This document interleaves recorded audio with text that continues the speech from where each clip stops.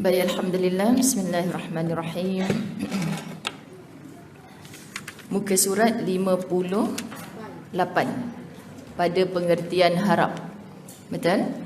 Berada pada bab yang ke-8, takut dan harap pada Allah. Itulah dia khauf dan raja. Kitab penawar bagi hati. Tapi yang tak ada kitab, Ustazah tak boleh nak suruh ngending-ngending kat sebelah lagi dah. Kan? Okay.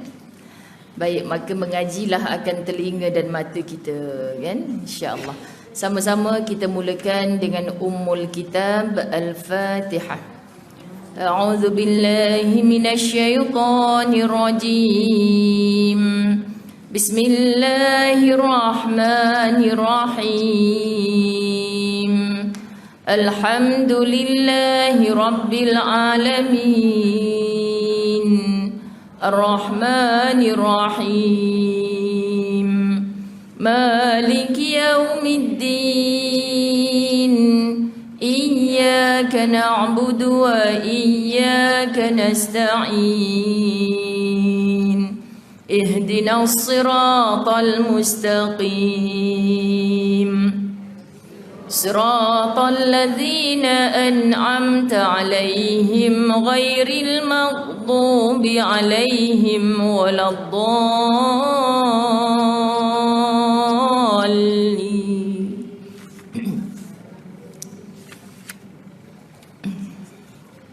Bismillahirrahmanirrahim. Alhamdulillahi rabbil alamin. Wassalatu wassalamu ala asyrafil anbiya'i wal mursalin wa ala alihi wa ashabihi ajma'in.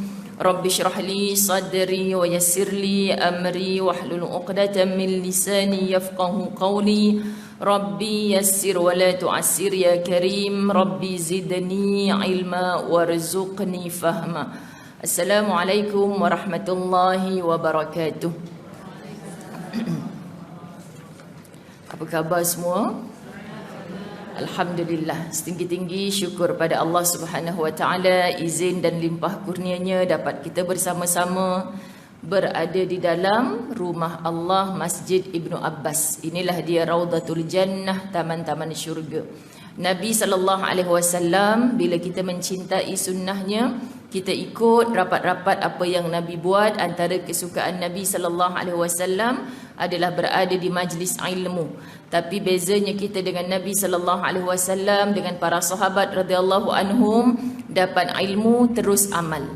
Kita macam mana? Muslimat dirahmati Allah, kan? Ustazah tidak bercakap kepada orang yang mendengar, tapi Ustazah bercakap kepada ni yang tukang sampaikan ni. Jadi takutnya untuk kita menyampaikan yang tinggi lebih daripada amalan kita. Jadi maksud amalan kita yang sedia ada ini istiqamah lah. Apa dia? Suka kepada majlis-majlis ilmu.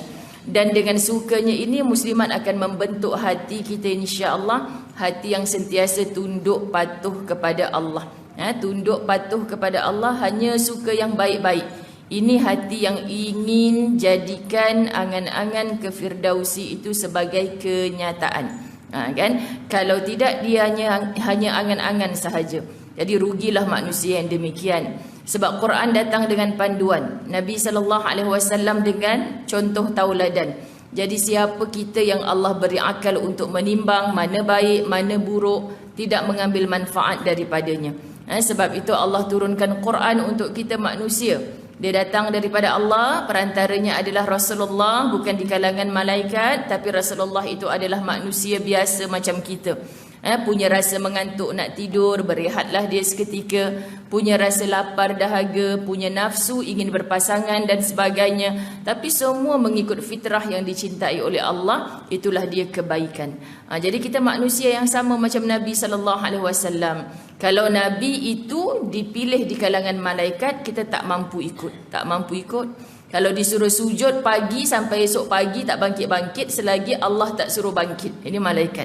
Jadi kita tak mungkin buat macam tu. Sakit perut ni, ya Allah, tunggu aku belum suruh pergi tandas lagi. Ni Allah kata kepada malaikat. Tapi manusia tak. Kita rasa sakit perut, pergilah tandas. Kita rasa lapar, makan. Semua itu hukumnya harus. Tapi kalau kita pakai dengan ibadah, nak makan, jaga adab, berdoa dulu, pilih yang halal dan tayyibah, maka semua ini menjadi ibadah. Subhanallah, indahnya Islam. Okay? Jadi apa tujuan kita bersama-sama muslimat dirahmati Allah, walaupun sebulan sekali menekuni kitab penawar bagi hati, ini sebahagian daripada kitab-kitab tasawuf yang telah dimudahkan oleh para ulama kita. Kita tak pakai kitab yang macam ada sebahagian orang kata saya tak faham lah ustazah pakai kitab tu. Kalau kitab yang ini muslimat kita bawa balik rumah, hari ni tak datang kuliah, kita baca sendiri pun insya-Allah kita faham. Yang kita tak faham tu sebab kita tak baca. Beli tak baca. Muslimat kan. Mohon terasa. Awal-awal dah kena tembak dah kan. Kemudian tadi saya singgah kat meja depan tu. Saya kata ada buku ustazah kat depan, muslimat dirahmati Allah. Saya pun cakap, Kak tolong sampaikan pesan pada sesiapa yang singgah kat meja ni. Kalau ada yang beli buku-buku ustazah tak cukup muka surat ke, lari muka surat ke, tolong hantar, tak payah hantar pun tak apalah muslimat, tunjuk kat kami dan minta ganti baru tanpa apa-apa bayar. Sebab kadang-kadang kan printing ni dia jadi macam tu, bukan dia mahu, kalau dia nak buat bisnes dia tak akan buat yang buruk macam tu, dia akan buat yang terbaik. Tapi ada beberapa kesilapan yang diadukan, jadi kami terus ganti. Jadi saya kata dua je Kak. Satu, memang dia tak jumpa. Yang keduanya, kenapa dia tak jumpa tu? Sebab tak baca lagi. Itulah. Kawan-kawan kita kat depan gelak. Lah ustazah macam tahu je. Memang tahu. Sekian dimaklumkan. Okey, muslimat dirahmati Allah kan. Kalau tak melawak sikit pagi-pagi kan, pakai tidur belaka. Di mana kita? 58. Okey, sebelum 58 ni kita tengok takut dan harap dia bermula dengan pengertian takut. Takut yang kepada Allah bukan menjauh, kita dah sebut dah dulu, tapi makin mendekat. Sebab Allah itu jauh sifatnya dengan makhluk. Dia Khaliq. Khaliq tunggal, ahad, esa, satu-satunya. Lam yalid wa lam yulad wa lam yakul lahu kufuwan ahad.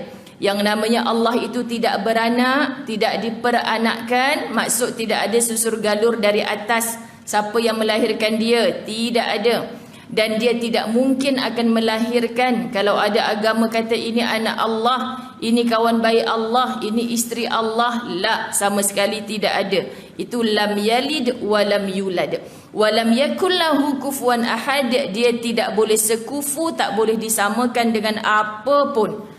Wah, besarnya tiang Masjid Masjid Ibnu Abbas. Baru tak sebulan tak jumpa, lupa dah kan. Besarnya tiang Masjid Ibnu Abbas ni ada 4 kot. Kalau Allah tu maha besar, mungkin besar macam tiang ni, siap ada teman lagi 3 dekat sebelah, bukan dia satu. Na'udzubillah min zalik. Kita pegang sungguh-sungguh Allah Subhanahu wa taala ini kufuwan ahad. Tidak ada sekutu baginya. Jadi berhati-hati dalam berbicara. Aku tak boleh hidup lah kalau engkau tak ada kat sebelah aku. Aku tak boleh hidup lah kalau tak pegang handphone. Aku tak boleh hidup lah kalau tak kena teh tarik sehari. Berhati-hati musliman. Sebab itu makna kalau tak boleh hidup tanpanya, maknanya kita bergantung kehidupan kita kepada dia. Jadi orang yang diuji, dibuang pekerjaan, dipotong gaji pada musim PKPP ini, serahkan kepada Allah yang maha pemberi rezeki. Sebab kita takkan mati kalau kita tak ada kerja. Kita akan mati sebelum datangnya ajal. Maknanya kita jadi hina muslimat kalau dah dibuang kerja yang satu itu, kita tak bangkit untuk berusaha dengan cara lain. Ini manusia yang tak ada guna ni. Cara mencari rezeki bukan di pejabat itu saja. Cari lagi macam-macam orang cari rezeki.